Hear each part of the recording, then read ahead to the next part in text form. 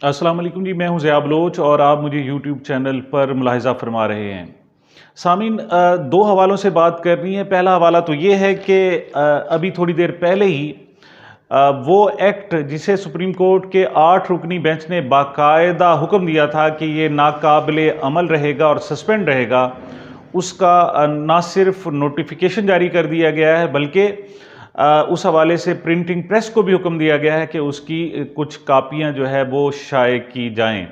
अब इसकी अहमियत क्या है? क्या ये वाकई सुप्रीम कोर्ट के अहकामात की खिलाफ वर्जी है या पार्लिमान अपना हक इस्तेमाल कर रही है? थोड़ा सा इस हवाले से गुफ्तगू करेंगे।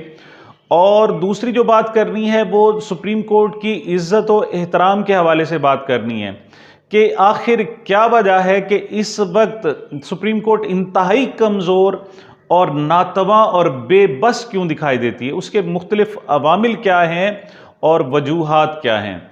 जी, सबसे पहले तो हम सुप्रीम कोर्ट का जो प्रैक्टिस एंड प्रोसीजर बिल है उस हवाले से जिक्र करते हैं। इस हवाले से हुकूमत की तरफ से बारहा तनकीद की गई कि अभी जो हुक्म वजूद में नहीं आया, जो कानून अभी बना ही नहीं है, उसको वक्त से पहले काल अदम करार देना और उसको सस्पेंड कर देना, इसकी कोई मिसाल नहीं है। ये जो मौक़िफ़ था, ये हमारे प्राइम मिनिस्टर साहब ने भी बारहा इस्तेमाल किया, हमारे वज़ीर कानून ने भी, और जो हुकूमती हल्के हैं वो मुसलसल इस हवाले से कह रहे थे।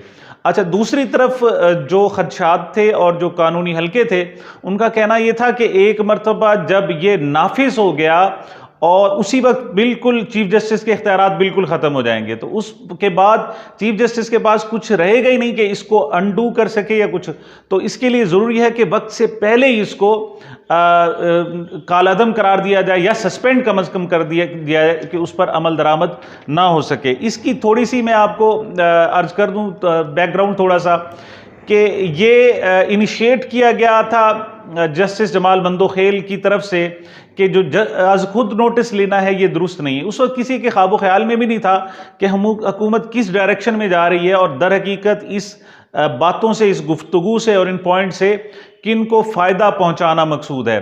तो आज खुद नोटिस पर यह जनाब मसला शुरू हुआ और ये बात पहुंची नवाज शरीफ साहब के केस तक और उनकी नाअहली तक। उस पर एक नोट आया जस्टिस जमाल बंदोखेल का, उसके फौरी बाद ही 18 घंटे के अंदर अंदर कानून साजी हुई और उस कानून साजी के तहत दो बड़े बड़े इकदाम किए गए। पहली बात तो ये उसमें तजवीज़ की गई कि अज खुद नोटिस को जो टेकअप करना है वो चीफ जस्टिस का इख्तियार नहीं रहेगा, बल्कि चीफ जस्टिस और दो सीनियर मोस्ट जो जजेस होंगे उनके बाद उनके पास इख्तियार होगा और वो अक्सरियती राय से ये फैसला करेंगे। और दूसरा ये था कि जो अब तक जितने भी आज खुद नोटिस जा चुके हैं उनमें अपील का हक सबको दे दिया गया है। अच्छा, और इसके फौरन बाद पता चला कि ये सिर्फ 2023 से आगे अपील का हक नहीं होगा, बल्कि पस मंज़र में माजी में जितने भी केसेस हो चुके हैं उन सब में बाकायदा अपील का हक जो है दे दिया गया है। तो इस पर सबसे बड़ा जो बेनिफिशरी थे वो मियां नवाज शरीफ साहब थे, साबिक वज़ीर आज़म, जहांगीर तरीन है, और इसके अलावा भी बहुत सारे ऐसे हैं जिनको सजाएं सुनाई गई हैं और आज खुद नोटिस के तहत सुनाई गई हैं। तो इसके बाद लोगों को समझ आई कि इसका असल मकसद क्या है। इस सारी कानून साजी का जो मकसद है वो सिर्फ अपने आप को और अपने लीडर्स को प्रोटेक्ट करना है। ये नई हुकूमत जो आई है इसको 1 साल से ज़ायद हो चुके हैं और इस 1 साल के अरसे में आप देखें कि जो भी कानून साजी हुई, जिसे इमरान खान साहब NRO 2 कहते रहते हैं, वो सारी की सारी कानून साजी अपने मुकदमात ख़त्म कराने के हवाले से थी। अच्छा, वो अब तक जो भी मुकदमात थे वो अभी ज़ेर समाअत थे और उनको ख़त्म करना आसान था, लेकिन जो एक सज़ा हो चुकी हो उस पर अपीलें, नज़रसानी वगैरह भी सब कुछ हो चुका हो, उनको अनडू करना बहुत मुश्किल था। और ये पाकिस्तान की जो तारीख़ है, कानून की तारीख़ है, उसमें पहली मरतबा ऐसा हो रहा है कि एक सज़ा याफ्ता मुजरिम ना सिर्फ वो मुल्क से बाहर लंदन में बैठा हुआ है, उन्हीं अपार्टमेंट्स में बैठा हुआ है जिनकी वजह से उसे नाअहल किया गया और उसकी गिरफ्तारी हुई, बल्कि वहाँ से बैठकर वो कानून पास हो रहा है और माजी वालों को भी रिलीफ प्रोवाइड किया जा रहा है। इस हवाले से सुप्रीम कोर्ट के एक 8 रुकनी बेंच ने इस मसले को एक दरख्वास्त आने पर टैकल किया और करार दे दिया कि अगर सदर चाहे दस्तखत करें या ना करें, ये कानून काबिले अमल नहीं होगा। उसके बाद हुकूमत की तरफ से इस पर तनकीद हुई कि जो एक कानून बना ही नहीं है उसको पहले सस्पेंड करने की क्या तुक बनती है। लेकिन अब उसके कॉन्सिक्वेंसेस और उसके मामलात सामने आ रहे हैं। उसका ये, इसके बावजूद कि सुप्रीम कोर्ट ने उसको बाकायदा सस्पेंड कर दिया गया था। 21 जनाब, ये आज अप्रैल है 2023, जुमे का दिन है, और लोग कहते हैं कि आज के दिन ईद भी का ऐलान भी सिर्फ इस वजह से नहीं किया गया था क्योंकि ये 2 नोटिफिकेशन जारी करने थे। ये नोटिफिकेशन जनाब, सबसे पहले जो नोटिफिकेशन है वो इसको बाकायदा नोटिफाई कर दिया गया है जनाब, और इसको बाकायदा कानून का हिस्सा बना दिया गया। ये नेशनल असेंबली का सेक्रेटरीट की तरफ से इस्लामाबाद 21 अप्रैल 2023 जो है, ये बाकायदा वहाँ से नोटिफिकेशन जारी हुआ है, जिसमें जनाब इसकी मुख्तलिफ तफसीलात हैं। एक तो इसका मुख्तसर नेम उसके बताया गया कि इसका जो मुख्तसर नाम होगा वो शॉर्ट जो टाइटल होगा वो होगा the act shall be called the supreme court practice and procedure act 2023। अच्छा, अब ये इसको बिल नहीं कहा जा रहा, एक्ट कहा जा रहा है। बिल और एक्ट में फ़र्क ये होता है कि जब तक वो प्रोसीजर बनता रहे, अभी तक वो ज़ेरे मंजूरी हो, उसकी मंजूरी ना दे चुकी हो, तो उसको बिल कहते हैं। लेकिन जो ही सदर ममलिकत उस पर दस्तखत कर देते हैं तो वो एक्ट बन जाता है, यानी कानून बन जाता है।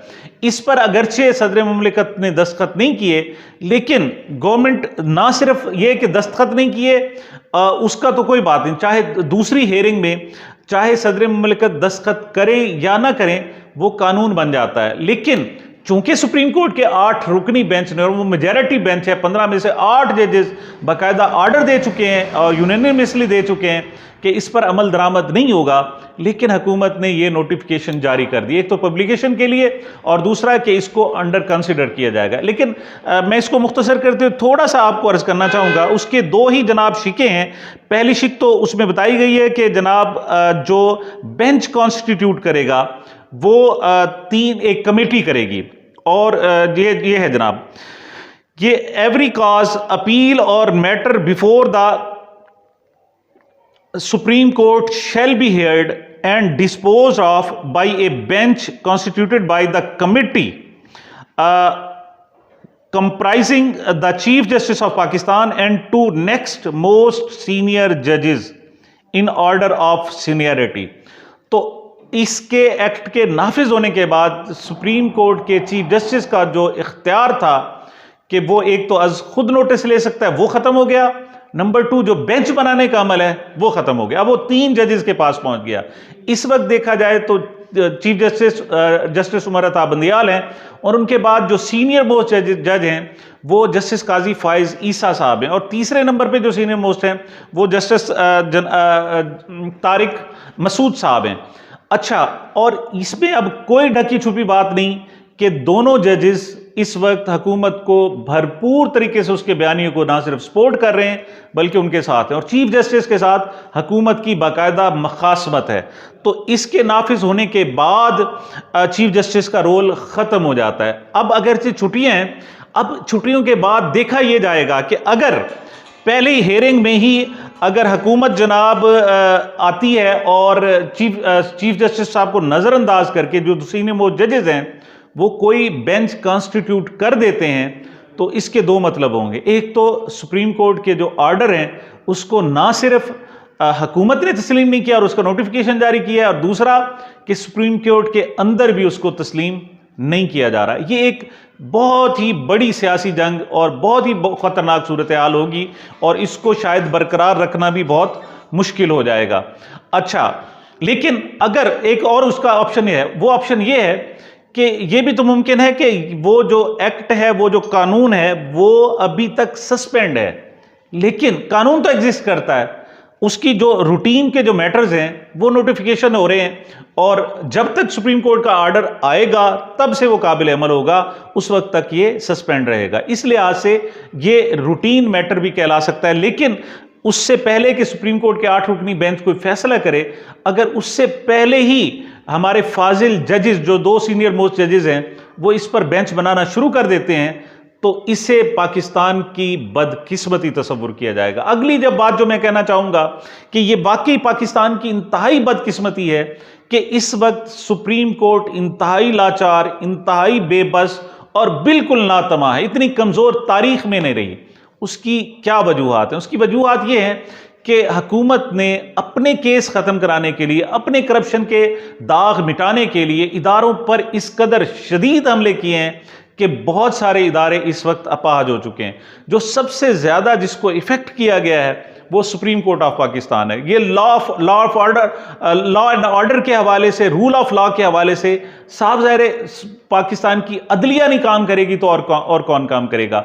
और उसी को डैमेज करने के लिए सुप्रीम कोर्ट के हवाले, एक तो बाहर से हमले किए, पार्लियामेंट से करारदाद पास की गई और चीफ जस्टिस साहब को इंतहाई मतऊन किया गया। दूसरा, मुस्लिम लीग नून ने बाकायदा एक चाल चली और वो ये है कि उन्होंने सुप्रीम कोर्ट के अंदर तकसीम पैदा कर दी और अंदर से आवाजें आने लगी।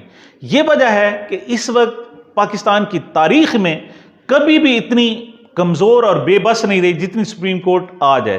क्योंकि आपको याद होगा कुछ अरसे पहले, चंद महीने पहले की बात है, चंद हफ्ते बल्कि पहले की बात है कि उस वक्त इमरान खान साहब ने एक लफ्ज कहा था ज़ेबा चौधरी साहब के हवाले से, जो कि एडिशनल सेशन जज हैं, उनके हवाले से कहा था कि उन्होंने उनका जो रिमांड दिया है शहबाज गुल का वो मुनासिब नहीं है और हम उनके खिलाफ कानूनी कार्रवाई करेंगे, उनको स्पेयर नहीं करेंगे। उस पर वो अब तक केस भुगत रहे हैं, अब तक पेशियां भुगत रहे हैं, उनके अब तक वारंट गिरफ्तारी हो रहे हैं। और उस वक्त जो जजेस के रिमार्क्स थे वो बड़े ज़बरदस्त थे। उन्होंने कहा था जी कि आप हमारे जो छोटे जज हैं वो सुप्रीम कोर्ट के जज के बराबर हैं, आप उनकी कैसे तस्दीक कर सकते हैं, अदलिया की हिफाजत की जाएगी। एक सिनेरियो ये है।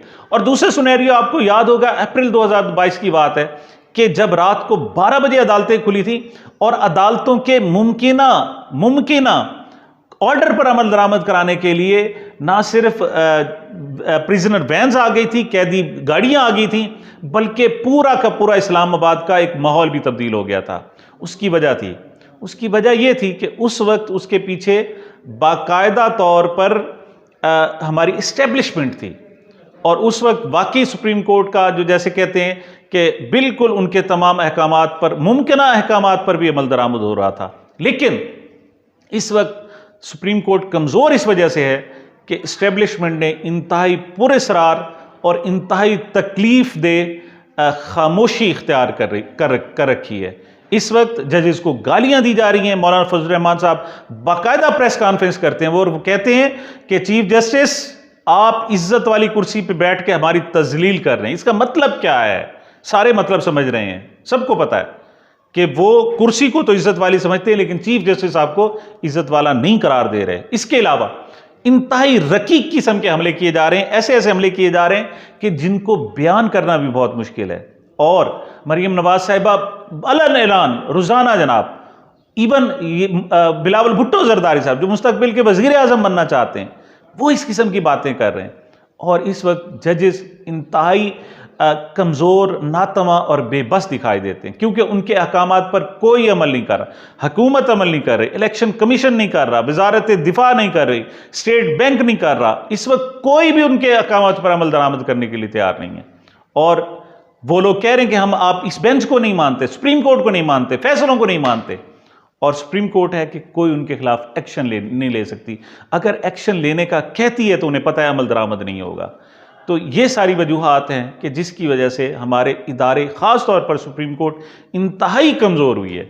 और ऐसे वक्त में अगर इन इदारों को कोई स्ट्रेंथन कर सकता है तो वो अपोजिशन की पार्टियां कर सकती हैं कि जब भी हुकूमत की तरफ से वार किए जा रहे हो तो सपोर्ट के लिए अपोजिशन आती है, या अपोजिशन वार कर रही हो तो सपोर्ट के लिए गवर्नमेंट आया करती है। इस वक्त सुप्रीम कोर्ट पर वार गवर्नमेंट की तरफ से किए जा रहे हैं। और मैं सच कहूँगा कि इमरान खान साहब जो अपोजिशन है इस वक्त, उनको भी बेबस कर दिया गया, उनके भी हाथ पांव बांध दिए गए, उन पर इतने मुकदमात कर दिए गए हैं कि वो एक जलसा, एक जलूस सुप्रीम कोर्ट के हक में करने के काबिल नहीं है। उन पर दर्जनों की तादाद में, सैकड़ों की तादाद में मुकदमात दर्ज किए जा रहे हैं। मैं सवाल करना चाहता हूं अपनी इस्टेब्लिशमेंट से, ये बताएं कि इदारों को कमज़ोर करके क्या पाकिस्तान की खिदमत की जा रही है? सिर्फ चंद लोगों को उनके जराइम पर पर्दा डालने के लिए और उनको जराइम मिटाने के लिए, उनको सजाएं ख़त्म कराने के लिए पूरे पाकिस्तान की इज्जत को और पाकिस्तान की सालमियत को दाव पर लगाया जा रहा है। आखिर क्या वजह है कि अब प्रिजनर वैन्स क्यों नहीं आ रही? क्या वजह है कि इस वक्त इदारे हरकत में क्यों नहीं आ रहे, क्या वजह है कि सुप्रीम कोर्ट की हिफाजत क्यों नहीं की जा रही। ये मेरे सवालात हैं जिन पर इंशाअल्लाह आइंदा भी बात होती रहेगी। मुझे, मेरे इस चैनल को अपनी मोहब्बतों और दुआओं में याद रखिएगा। मिलते हैं एक वक्फे के बाद।